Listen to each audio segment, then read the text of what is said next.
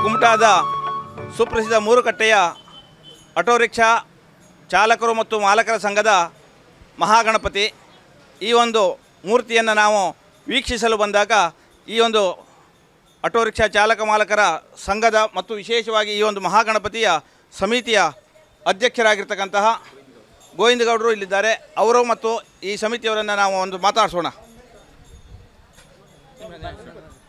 ನಿಮ್ಮ ಹೆಸರು? ನಮ್ಮ ಹೆಸರು ಗೋವಿಂದ್ ಬಿ ಗೌಡ.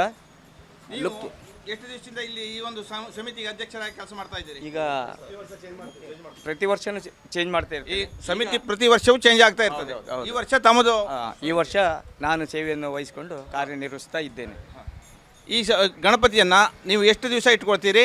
9 ದಿನ ಇಟ್ಕೊಳ್ತೇವೆ. 9ನೇ ದಿನಕ್ಕೆ ವಿಸರ್ಜನೆ ಮಾಡಿ. ಈ ಮೂರ್ತಿಯನ್ನು ನೀವು ಎಲ್ಲಿಂದ ತಗೊಬಂದ್ರಿ? ನಾವು ಈಗ ಕರ್ಕಿಯಿಂದ ತಂದಿದ್ದೇವೆ.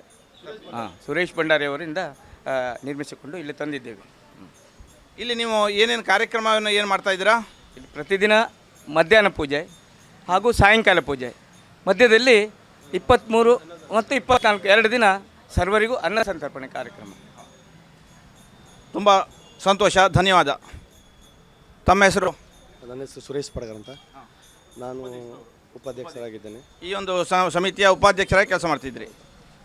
ಇಲ್ಲಿ ಈ ಒಂದು ಗಣಪತಿಯನ್ನು ನೀವು ಕೆಲಸವನ್ನು ಮಾಡ್ತಾ ಇರಬೇಕಾದ್ರೆ, ಅಂದರೆ ಎಲ್ಲ ರೀತಿಯಂಥ ಪೂಜೆ ಪುನಸ್ಕಾರಗಳನ್ನು ಅಥವಾ ಈ ಸೌಂಡನ್ನು ಮಾಡೋಕ್ಕಾಗ್ತಾ ಇರಬೇಕಾದ್ರೆ ನಾಗರಿಕರಿಂದಾಗಲಿ ಕೆಲವೊಂದು ಜನರಿಂದ, ಅಂದರೆ ಆ ಪರಿಸರದಲ್ಲಿ ಏನಾದ್ರು ತೊಂದರೆ ಹೇಳುವಂಥದ್ದು ಯಾರಿಂದಾರು ಒಂದು ಅಪೇಕ್ಷೆ ಬಂದಿದೆಯಾ?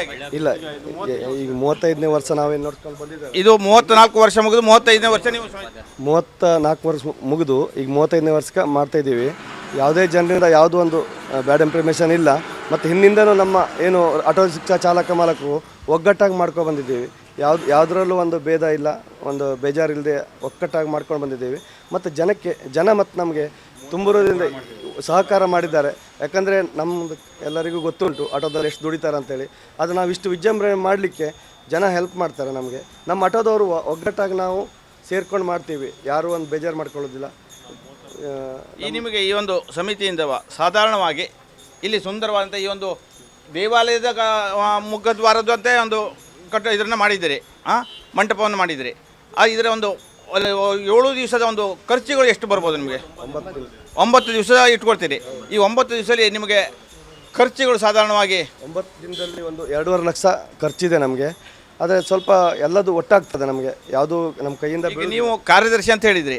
ಈ ಕಾರ್ಯದರ್ಶಿ ಕೆಲಸ ಯಾಕಂದರೆ ಉಪಾಧ್ಯಕ್ಷರಾಗಿ ಕೆಲಸ ಮಾಡ್ತಿದ್ರಿ. ಇನ್ನು ಈ ಇಲ್ಲಿ ಸಮಿತಿಯಲ್ಲಿ ಇನ್ನೂ ಹೆಚ್ಚಿನ ಅಂತ ಈ ಒಂದು ಶ್ರಮದಲ್ಲಿ ಏನೋ ಒಂದು ಮತ್ತೊಂದು ತಾವು ವಿಜೃಂಭಣೆಯನ್ನು ಮಾಡಬೇಕು, ಜನರಿಗೆ ಇನ್ನು ಮನೋರಂಜನೆ ಕೊಡಬೇಕು ಹೇಳುವಂಥದ್ದು ನಿಮ್ಮ ಮನಸ್ಸಿನಲ್ಲಿರುವಂಥದ್ದು ಯಾವ ಏನಾದರೂ ಒಂದು ಆಲೋಚನೆ ಇಟ್ಕೊಂಡಿದ್ರೆ ಹೇಗೆ?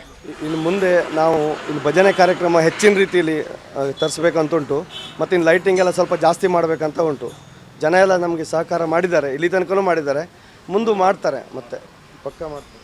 ತುಂಬ ಧನ್ಯವಾದ.